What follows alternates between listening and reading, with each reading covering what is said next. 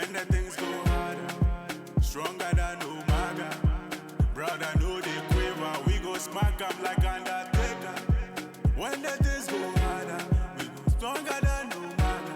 Yeah, we go smack up Undertaker. Jale, oh, jale, here we go again.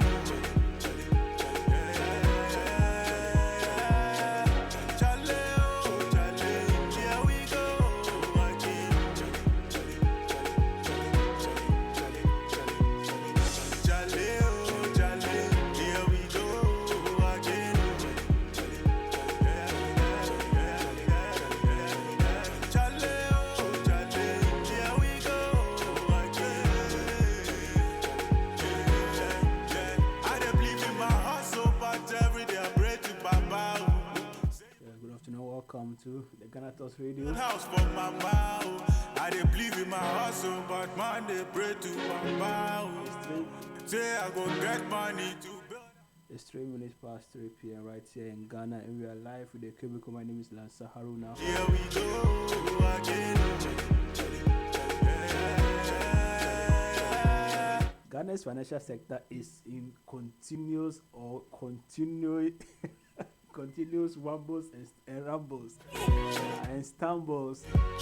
Like there's no direction as of 16 January 2023. A whole lot is going south for the government in its attempt to reach a consensus for its debt or local debt exchange program. Earlier today, the government had announced an extension to the deadline to deepen talks. What are the talks that the government is deepening?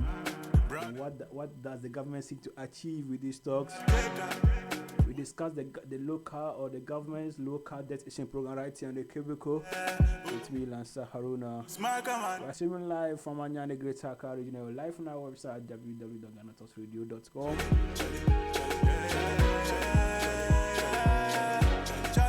There has been a lot of discussion, a lot of conversation, both online and on ground and in the media space about the debt exchange. Why is it taking the government so long to reach a consensus, to get at least commitment from the stakeholders, to be able to present to the IMF for its $3 billion deal that it is looking for? What are the bottlenecks? What are the options available to the government right now? I dey believe in my hustle, but man they pray to my mouth. These and more I go get money to on the Cubicle with Lansa Haruna. Let's take a very short break. When we come back, here we go. we get into a discussion proper. This is the Cubicle right here on Ghana Talks. We're looking at the Ghana's debt exchange program and the bottlenecks and what options are available for the government when we come off from this bridge. Stay tuned there. What's up, people? I go by the name Coin Takra. I was the level band. Now listen, time it's Coin Takra every Friday on Ghana Talks Radio, 7 p.m. to 8:30 p.m. Someone winning with the dial bet. I got another segment for you guys. Now listen, it's all about the up and coming round table. You be rapper, you dey sing, or you feel say you get talent, you get songs. No, listen, send your song and picture via roundtable at GhanaTalksRadio.com or just WhatsApp us on 020-254-4614. Up and coming artist round table. Now listen, every week beyond we go select 10 best artists. Our judges good day studio. Best one. But we never forget the fans and on all social media and on our street and so on. Then go vote. Nobody can know. We go invite them for studio and we get surprises for the artists what you see. So last Friday of every month we go invite the first week, second week, third week in your D Kangno. Near the Wama Bus Studio, and we get so many prizes for the soldiers. So up and coming round table. If you be artist, Charlie, just put a song there. You go blow them. One in your corner. Be a mammy at that. Wapping. Jajai.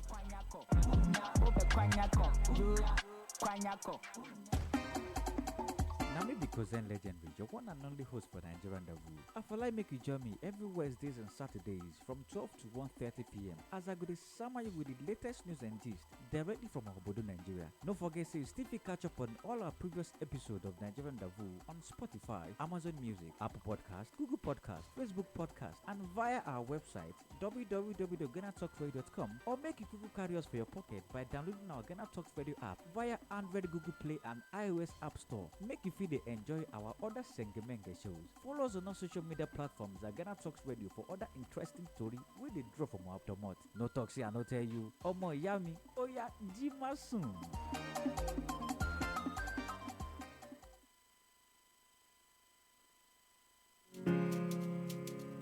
Yeah, yeah, yeah. Ah, Ecstatic made it. yeah. Nobody feeling the way I'm feeling tonight, yeah.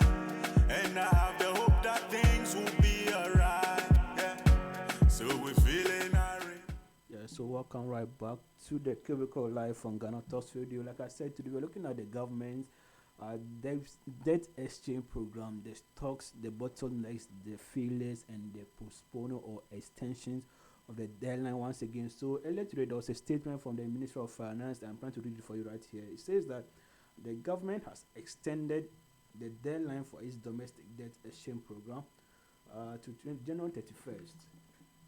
This is a news article, a news story on the Ghana Talks Radio website, www.ghanatalksradio.com. So this is a deepen stakeholder engagements on the proposed policy. A tweet by the Office of Finance Minister on Monday explained that there is the need for the government to rally consensus towards a successful implementation of the program, hence the extension of the deadline to the end of the month. So basically, today the 16th was supposed to be the deadline for consensus building or for Ghana's domestic debt exchange program, but as it were from the statement from the finance minister, says that the government has taken a decision to extend the expiration date of the domestic debt exchange program from Monday 16 January to 31st January at 4 p.m. This government continues to say that the government has structured the domestic exchange program as a voluntary exercise in order to show domestic bondholders. We will, however, use this period for further engage with stakeholders, especially individual bondholders, to mitigate any adverse impacts while we all contribute to overcoming our collective or our economic challenges. So this is part of the statement that the finance minister released today. It also says that important discussions are ongoing with financial institutions, notably in relation to forbearance measures, accounting treatment, as well as the structure and parameters of the Ghana Financial Stability Fund. This fund is one that among the program where there will be money set aside to be able to compensate people who need money instant to do their way. So following the first announcement of the domestic exchange program on December 5th, 2022, the government entered into advanced discussion with multiple stakeholders, and I think this is where the problem has been so far. It was after the announcement of the program that the government started engaging stakeholders at the deeper level or even at the mid level, and that is what I think a lot of players say that this is what's causing the bottlenecks and the postponement of the expiration date. Yeah, so a successful debt exchange is critical to advance our economic recovery process, obviously, and therefore it is now common interest to make it work. Yeah, definitely. So this is a statement from the finance minister, and just today the title of this program was actually Ghana's debt exchange program fails again. How come again? But no, today I wanted to actually compare it in the sense of these are rich men who are getting pinched and they are not, and they can't sit down like individual bond holders. If you are not those things, you can't even buy. You cannot be an individual bond holder, and the government first of all exempted you. Now he's not including you in the money he's going to take or the debt exchange program, and nobody can sit down. What I was thinking was that if the rich is getting pinched now, then the poor people will be there already dead for they've been dead for long.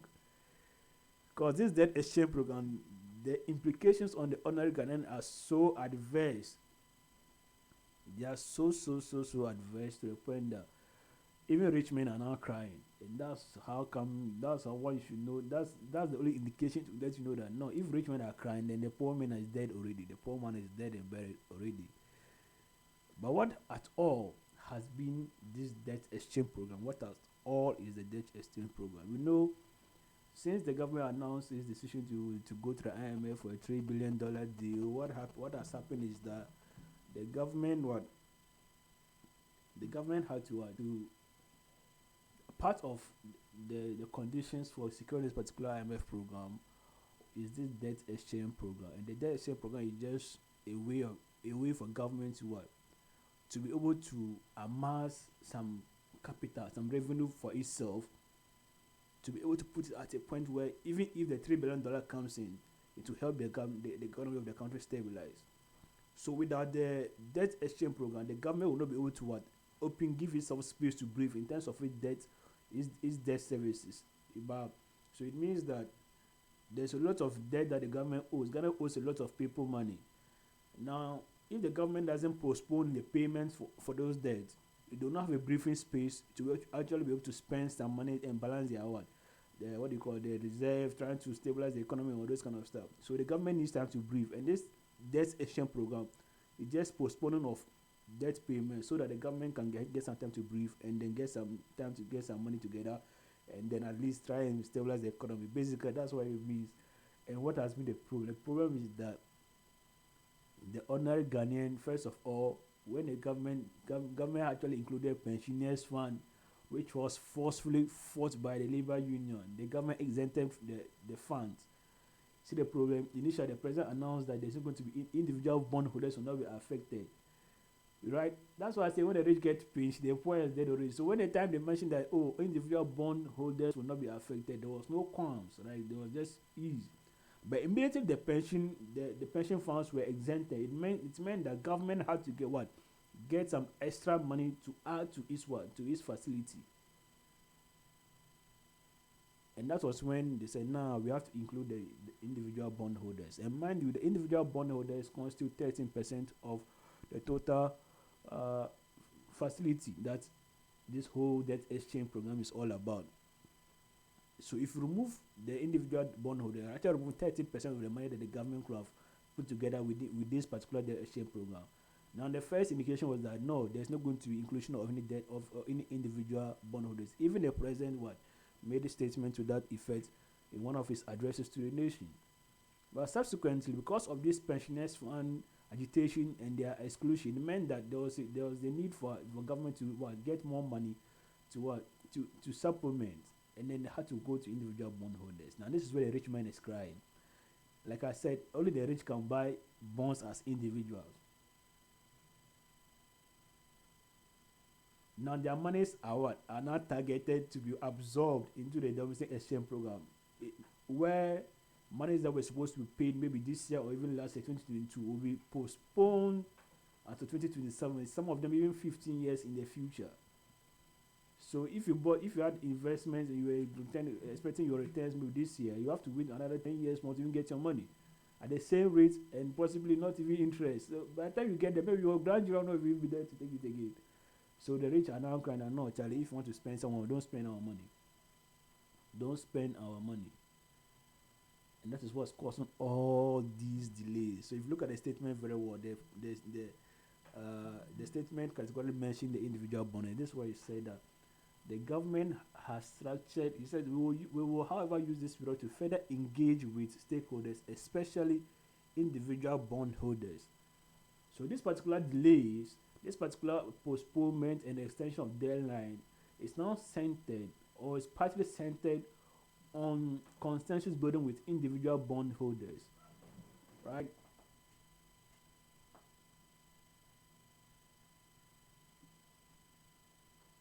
So what the rich men, when rich men are having discussions, you have to. This is what happens. So when there was a meeting at the president's Jubilee House among stakeholders on this particular before the deadline, before today's deadline, and the fact that the government had never or had not engaged these stakeholders at any serious level before announcing this exchange meant that the terms were unilateral, and that you either had to take it or you leave it. And this is where the individual bond holders are saying, no, no, no, no, no, we can't do that. If I take it, I'll lose money. And if I leave it, then I'm just dead already. But so no one is trying. No one wants to lose money. But the government is insisting that this has to go on because this particular exchange is a condition to secure the $3 billion deal from IMF. Now who caused some? This is the question. Now who caused some from the beginning? Borrowing. So yesterday I had this idea that why don't we work on the debt exchange program in this current state, right? The amount of money or the percentage of the facility that the government has, work with it, send it as a signal to the IMF that this is what I have right now. But I'm now going home to implement homegrown policies that will ensure that I'll cut my expenditure, I will mitigate corruption, I will try and get more money, open the tax, try and secure more money from with the GRA, try and implement tax measures that will not punish people, but at least broaden the tax net so that more money can come in. Then help stabilize your own stuff before you can even go in for the IMF $3 billion, because it looks like at this point in time, the stakeholders, financial institutions, individual bondholders, no one is trying to compromise. No one is willing to sacrifice and lose their investment.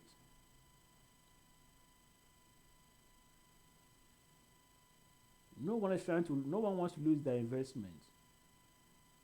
So individual bondholders are saying no, don't include us. Just remove us from your program. The pensions funds have been exempted already. The treasury bills exempted already. So what are they working with? What is government working with now? With the financial institutions. That is where another problem is. The financial institutions are looking for assurances from the government before they even commit. I was reading one essay from Imani Africa yesterday. It was like the government is urging the financial institutions to commit. Then they can now work on the nitty-gritties after. And the institutions are like, no, we can't commit to you just like that. When we commit, we will lose our monies. And that's the reason. That's how come all this postponement and extension of deadline is happening. But another important question is that what signal does it send to the IMF and to the external or to the rest of the world and the Ghanaian economy? It looks like if we don't get this particular debt program implemented successfully, we may not get the IMF deal. Or what happens is that the government goes ahead unilaterally to either implement its take it or leave it policy, where if you don't take it, you lose all your money nonetheless. So if you don't take what we are giving you, you lose all your money. I don't think that can happen at this point again. But if this particular deal doesn't go through, IMF will not come on. If IMF deal doesn't come on, it means that the Ghanaian economy is going to crash totally. How can you manage a country to a point that if someone doesn't give you money, you just crash totally? Like it doesn't help us at all. It doesn't speak good of us at all. When Nkrumah was saying the African is capable of managing his own affairs, this what Nkrumah was referring to. It sometimes feels sad. How can you just run an economy to a point that if someone doesn't give you money, if you don't postpone your debt service payments, you have to crash?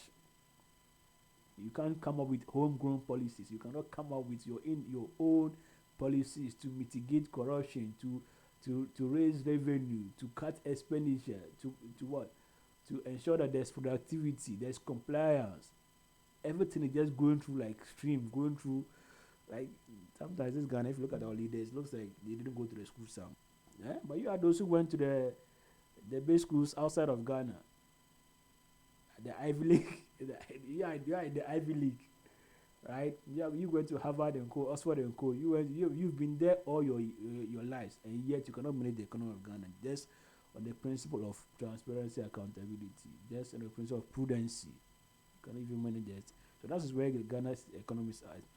The ministry is hoping to secure at least some consensus from these holders.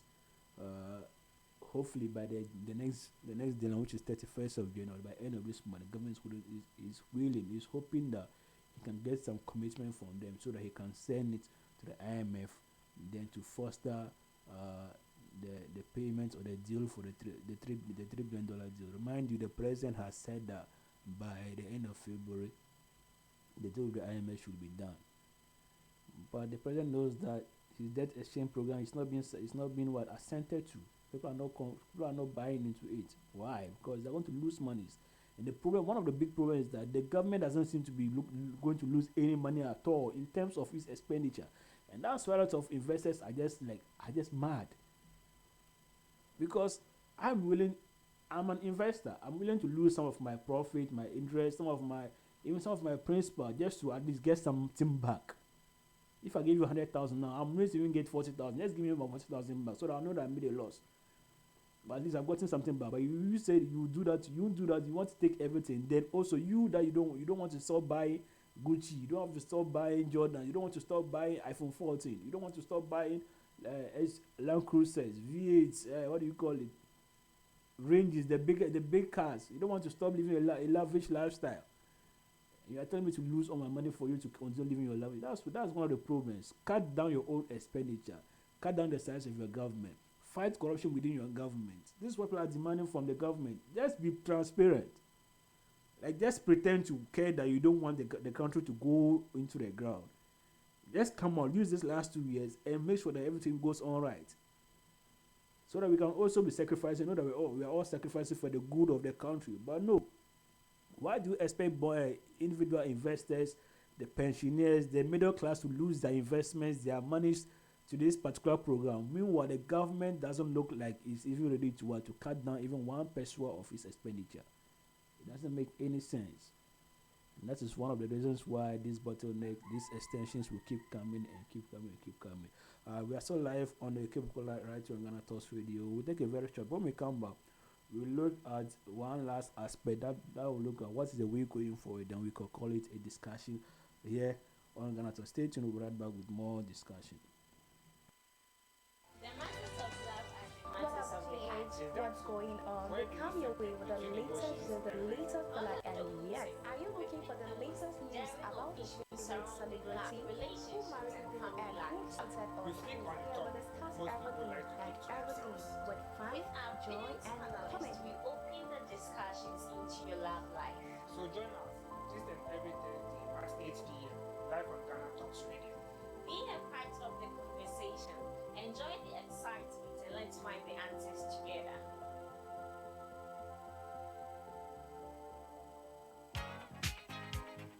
Every occasion demands the company of good music that fits the purpose. At GTR Sounds, we understand your need to create just the right atmosphere for your wedding or engagement, party, funeral, crusade, political campaign or rally, or just any other event, as well as executive and corporate functions. With our modern and high-quality spinning machines, mixers, microphones, and power amplifiers, binary speakers, and subs, we offer the highest of sound quality and music play at events and functions. At GTR Sounds, we have a team of seasoned and highly experienced sound engineers who understand just the right choice of music for your event. Locate our studios at Aponchi Hotel in Anya or call our numbers 054-8522-897 or 027-3363-973. You can also reach via our email sounds@ghanatalksradio.com. At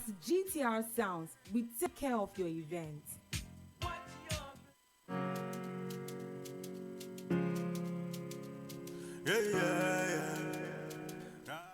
Yeah, welcome right back to the cable right here on Ghana Talks. Before we continue, let's one of the statements. Mind you, the agitation and the resistance to this particular domestic program is not just the individual bondholder, the middle class, or there's not just indices own or fight. It's even people or bigwigs among the NPP are also against this particular program. So, quoting Osei Chairman Sabonso, the majority leader says many of these bondholders belong to the middle class, and that's where the major worry is. The middle class will be wiped out with this domestic exchange program and will negatively affect the savings culture of Ghanaians if not reviewed.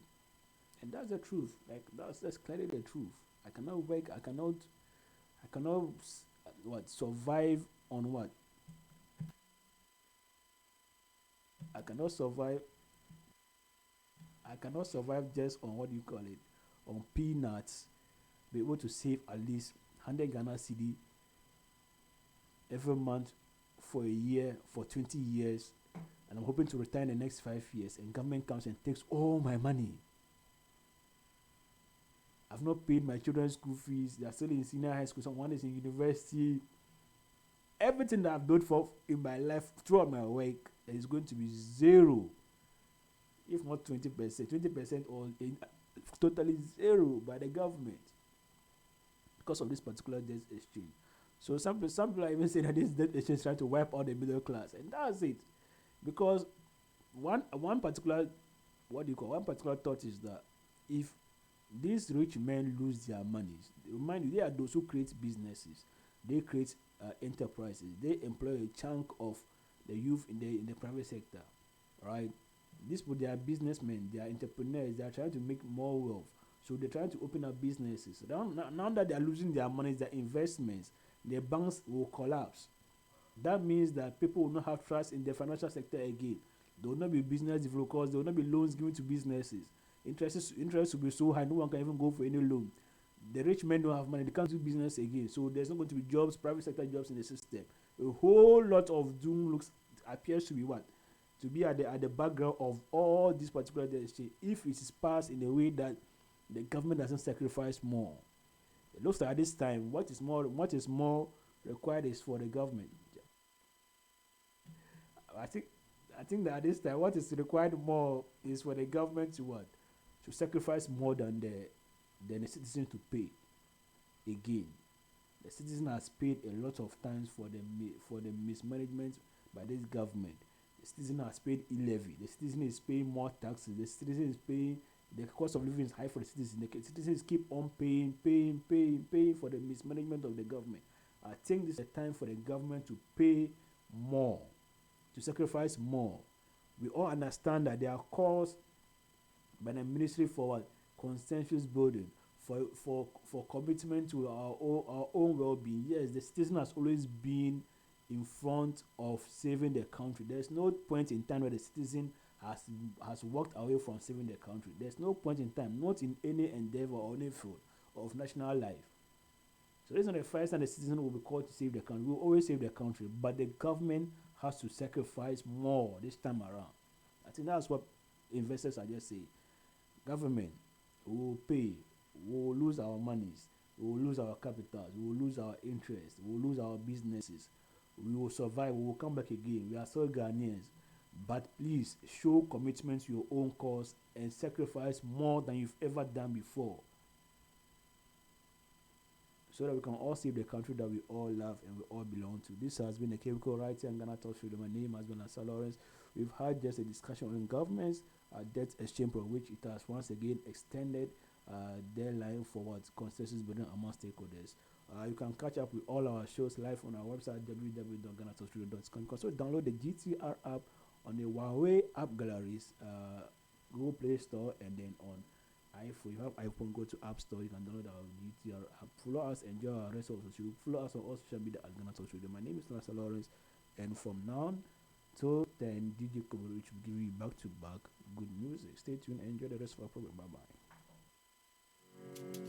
bye.